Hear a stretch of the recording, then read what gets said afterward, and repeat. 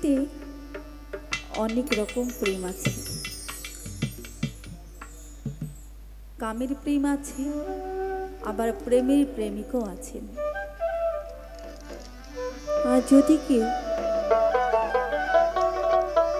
তার নিজের মুর্শিদকে ভালোবেসে থাকে, সেখানে হারানোর কিছু নেই। আমরা যদি ঈশ্বরকে ভালোবেসে থাকি, সেখানে হারানোর কিছু নেই। তো গুরু এবং শিষ্য এমন একটি পবিত্র প্রেম। লালা সাঁইজি একটি গানে বলেছেন, গুরু শিষ্যের এমনি ধারা, চাঁদের কোণে থাকে তারা, আয়নাতে লাগাইয়ে পারা দেখে তারা ত্রিভুবন। একটা আয়নার পেছনে যদি পারা না থাকে, সে আয়নাতে আপনি মুখ দেখতে পারবেন না। গুরু এবং শিষ্যের সম্পর্কটা ঠিক তদ্রূপ। আর প্রতিটা প্রেমেরই পরীক্ষা আছে। সবচেয়ে বড় কঠিন পরীক্ষা যদি গুরু শিষ্যকে করেন। গুরু শিষ্যের প্রেমের ভয়, ভক্তি, মুক্তি, বিশ্বাসেই মিলে বস্তু তর্কে বহুদূর। তো যদি মুর্শিদের প্রতি ভরসা থাকে, সব কিছুতেই জয়ী হওয়া যায়।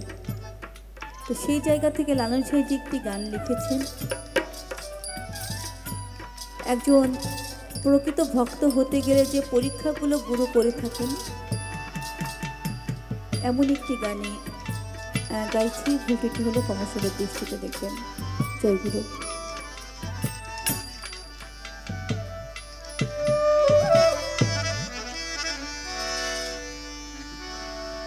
মনমা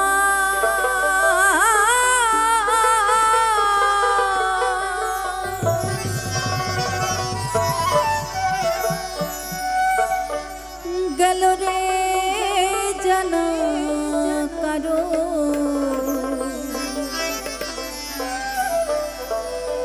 রবে না এ ধন,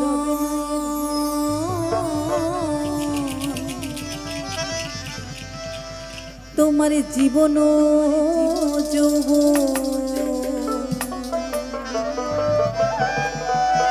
আর তবেই কেন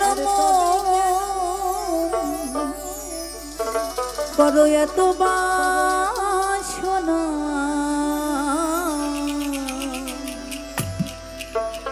মনমা।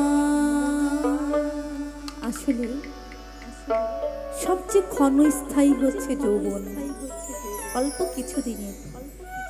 এই যে মা জননী দাঁড়িয়ে আছেন, তারও একটা সময় যৌবন ছিল, কিন্তু আজকে যৌবন চলে গেছে। টাকা পয়সা, ধন দৌলত একদিন সবই চলে যাবে, কিন্তু আমল নামাতে যেটি লেখা হবে, এখানে যারা ভক্ত আছে গুরুর প্রতি যদি প্রেম, ভক্তি, রস যদি কিছু সঞ্চয় করতে থাকেন, সেই পারে এগুলোই কাজে লাগবে।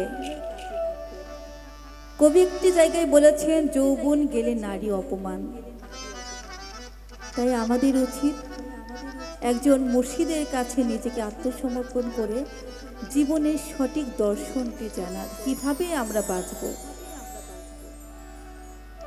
একেবারে সবুরের দেশে ভয় দেখে দম কষে, সবুরের দেশে ভয় দেখে দম কষে, উঠিস না রে ভেসে, এই যন্ত্রণা আর রবে না এ ধন, তোমার জীবন যৌবন, তবে কেন রে মন এতই বাসনা, কার রবে না এ ধন। একবার সবুজ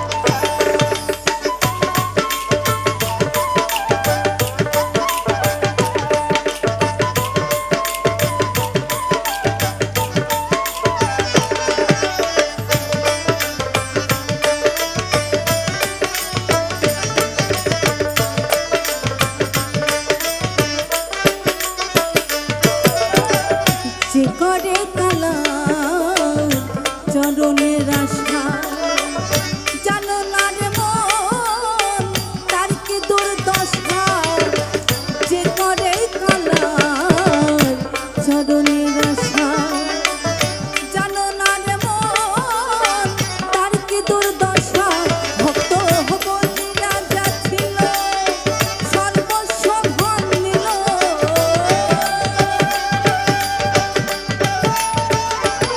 ভক্ত বলি রাজা ছিল সর্বস্ব ধন নিল বামুন রূপে প্রভু করেন ছলন তার রবে নাই ধন তোমার জীবন যৌবন তবে কেন রে মন এতই বাসনা তার রবে নাই ধন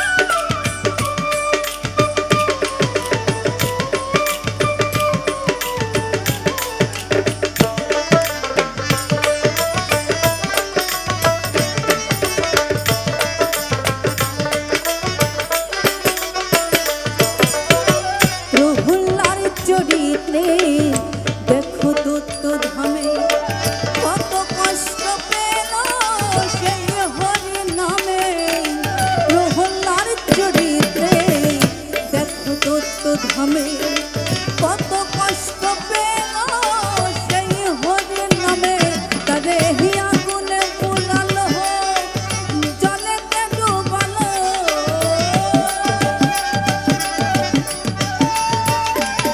তারে আগুনে পুরালো জলেতে ডুবালো তবু না ছাড়িল শিরম সাধন তার রবে নাই ধন তোমার জীবন যৌবন তবে কেন রে মন এতই বাসনা তার রবে নাই ধন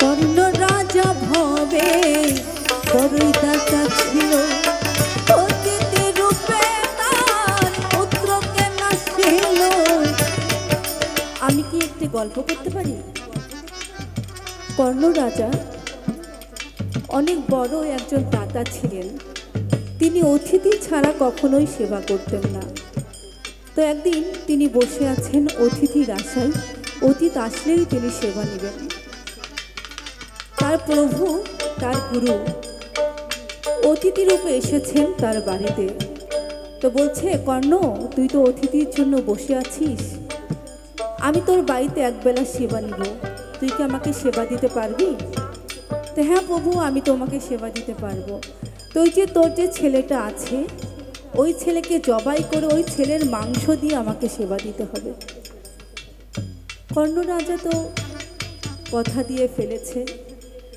তো সেই ছেলেকে জবাই করে সে মাংস দিয়ে অতিথিকে সেবা দিয়েছে তো সেইখানে মাথার যে মগজের মাংস সেই মাংসটি ছিল না তখন বলছে কর্ণ এখানে তো মাথার মাংসটা নাই তখন বলে প্রভু আমার স্ত্রী ওটা রেখে দিয়েছে যখন মনে হবে তার মাথাটা দেখবে বলল না আমি সেবা নিব না বাধ্য হয়ে তাকে সে মাথার মাংস রান্না করে এনে দেওয়া হলো তারপরেই অতিথির সেবা নিলেন আসলে এগুলো হচ্ছে মূলত ভক্তের পরীক্ষা, ভক্তকে পরীক্ষা করেন।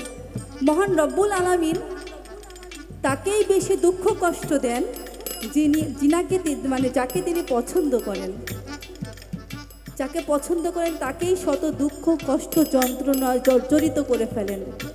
আসলে ওই দিন কর্ণ রাজার যে সন্তান ছিল সে জবাই হয়নি। ঠিক ইব্রাহিম আলাইহিসসালাম যখন ইসমাইল আলাইহিসসালামকে কোরবানি দিতে যায়, তখন কি ইসমাইল আলাইহিসসালাম কোরবানি হয়? মূলত এটা স্রষ্টার ছিল পরীক্ষা। গুরু প্রতিনিয়তই পরীক্ষা নেয় শিষ্যের, আর এই পরীক্ষায় যে শিষ্য উত্তীর্ণ হতে পারে সেই হয় আউলিয়া। সেই জায়গা থেকে লালন সাঁজি বলেছেন,